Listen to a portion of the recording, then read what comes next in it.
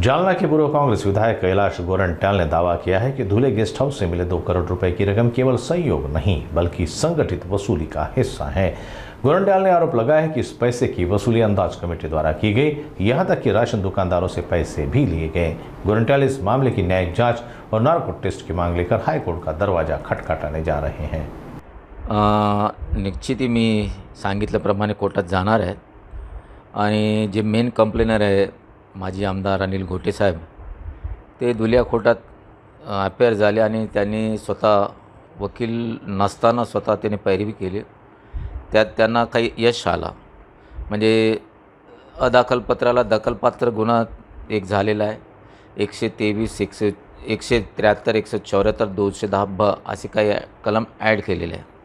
पण मुख्य मागणी जे माझी होती की नार्को टेस्ट, त्या किशोर पाटीलचं नार्को टेस्ट, त्याच्यासोबत जे 2 पकडले त्यांचे नार्को टेस्ट आणि जे कल्पित लोक आहे ज्या लोकांमुळे हा झालेला आहे या लोकांचा नार्को टेस्टसाठी मी कोर्टात जाणार आहे।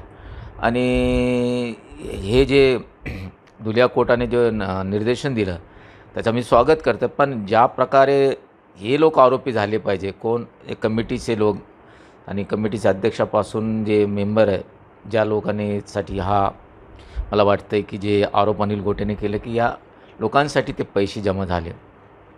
आणि एक माझ्याकडे एक लिस्ट आली, धुल्याचे एक पत्रकाराने मला पाठवलं। असं आहे की तिथे जेवढे राशन दुकानदार आहे राशन दुकानदाराकडून 10-10 हजार रुपये घेतले हो। म्हणजे तुम्हाला कळलं पाहिजे की ज्या गोरगरिबांना राशन भेटतो त्या राशनबरोबर या अंदाज कमिटीने डल्ला मारला। म्हणजे जे आपल्या BPL खाली राहणारे लोक, जे गरीब जनता आहे त्याने जे शासन त्यांना जे अन्नदान देते, जे त्यांना महिन्यासाठी 2 महिन्यासाठी तेही धान्य हे लोकांनी खाल्ले हो। बघा कारण म्हणजे काय लेवलवर हे लोक गेले। आणि निश्चित आम्ही तर आता माझे वकिलांशी म्हणजे सल्लामत झालेली आहे। मला काही आणखीन माहिती धुळ्याकडून येत आहे